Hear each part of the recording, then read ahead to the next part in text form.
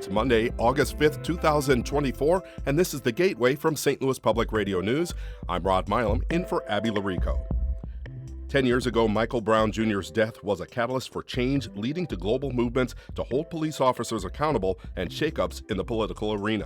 I will never stop fighting and wanting justice for Mike Brown Jr., whatever I have to do, to bring his case back up or try to get his case back reopened, and make that a priority, I will. Michael Brown Sr. has been working overtime to get his son justice. More on that story coming up later in the Gateway podcast. Local Democratic Congresswoman Nikki Budzinski is throwing her support behind Illinois Governor J.B. Pritzker to be her party's vice presidential nominee. During a visit to East St. Louis, the Springfield Democrat said on Friday that she's supporting Pritzker because he's delivered on his legislative agenda. Budzinski says improved financial ratings under Pritzker's watch, a massive infrastructure bill, and raising the minimum wage to $15 per hour proves he's an effective leader. Before running for office and working for the Biden administration, the Congresswoman served as a senior advisor to the governor. Her endorsement comes as Pritzker is being vetted by Kamala Harris's campaign alongside a handful of other governors and federal officials. New legislation that took effect last week makes it clear who can access the City of St. Louis Justice Center in downtown St. Louis and when. St. Louis Public Radio's Rachel Lippman reports. The first of the two bills applies to visits with attorneys. It includes language that allows them to bring cell phones or other electronic devices into the jail, mirroring a judge's order from April. The second measure extends similar guarantees of access to local elected officials, the Detention Facilities Oversight Board, and clergy members. Alderman Rasheen Aldridge of the 14th Ward says the bills make sure people can investigate conditions at the jail in a timely fashion. Jail is not a place that should be a luxury. It also should not be a place that is inhumane. And I think this is another step that this Board of Aldermen can take to move forward to ensure that we have transparency. A spokesman for the Corrections Commissioner says the jail will work within the bounds of the new laws. I'm Rachel Lippman, St. Louis Public Radio. St. Louis City Mayor Tashara Jones is calling on Missouri State Auditor to investigate St. Louis Public Schools.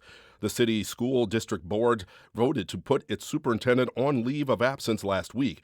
That came amid transportation, hiring, and financial concerns at SLPS. The district's leader, Keisha Scarlett, moved to St. Louis from Seattle for a superintendent position last year. Jones called Scarlett's hiring decisions and the district's finances while calling for the audit. The mayor noted she has extremely limited authority over the school district, but says the city will also be requesting an audit from a contractor. She requested an additional review from the state. A nonprofit focused on providing job training to East St. Louis youth will use $1 million from the federal government for an expansion. St. Louis Public Radio's Will Bauer reports the religious organization R3 Development is upgrading its workforce education center. R3 Development has been serving East St. Louis since 2015. Their goal is connecting underserved youth in the Metro East with good-paying jobs and building up the local economy. Executive Director Dave Kuntz says this will help provide access and opportunities to more young adults in a community that doesn't have it. So for us, it's about how can we not necessarily go bigger, right? Big building, more students, but how can we grow but with an immense amount of quality. The funding was secured in part by U.S. Representative Nikki Budzinski, a Democrat of Springfield. R3 leaders hope to complete the project in about 18 months. In East St. Louis, I'm Will Bauer, St. Louis Public Radio.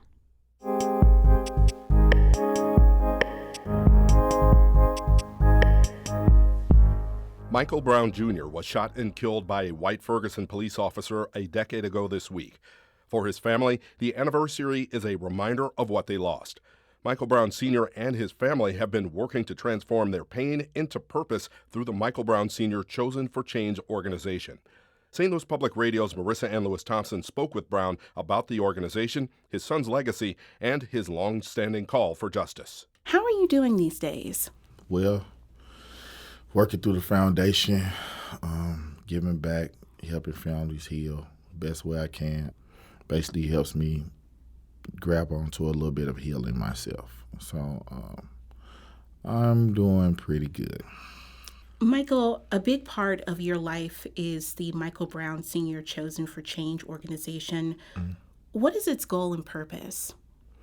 Save lives, to help reinvent these families, from the trauma and the pain that they endured through losing their loved one. Can you talk about what kind of work you're doing through this organization? So I have a father's group. It's called Chosen Fathers. I have a mother's group. It's called Mothers of an Angel. And both of those entities are around healing and helping these families learn the new them. Sadly, they get put in a place where, they don't even know who they are. So just trying to help them reinvent themselves. I have a program called COPES, Children Overcoming Painful Experiences. That lies around children that suffer the same trauma. Sadly, a lot of us don't pay attention to children, when they lose a loved one or a brother or a mother. And then they wonder why a child spiral out of control when they get a certain age because they didn't receive the help. So we offer those programs for children, that need help. Every year, you've made your way back to Canfield Drive to build a memorial in his honor. Why is it important for you to continue to do that work? I continue to do the work because I don't want the people to forget. Sadly, when tragedy happens, a lot of people go on with their life. And the reality of this family and the reality of the community, what had happened, that it had affected this community, I feel like I have to put this on and have this going on to give back, to recognize what happened, and then the public know that I will never forget this. And I will never forget them for standing up for my son. What has been lost in your son's story and stories like your son as time goes by? That he was loved, that he was a human, he was dehumanized. He's a big brother, a cousin, just this humane part. You and your family have been calling for accountability and justice for years now. Are you still hopeful that will happen in any meaningful capacity? Of course. I will never stop fighting and wanting justice for Mike Brown Jr., whatever I have to do, to bring his case back up or try to get his case back reopened, and make that a priority, I will, There's no statute on murder, so, it depends on, whoever's next to that wants to investigate. Hopefully they'll do a thorough investigation and not go over old records. When you took me to your son's gravesite 5 years ago, you spoke to him and you said, quote, your old dude still loves you, man. He ain't going nowhere. People forget. I don't forget. You're still here with me. How do you remember your son? I remember my son smiling, being silly, definitely was the people's choice, right? Before the hashtag, right? So, just a fun guy, loved his grandparents, treating them like they was his girlfriends. Like, he just loved different,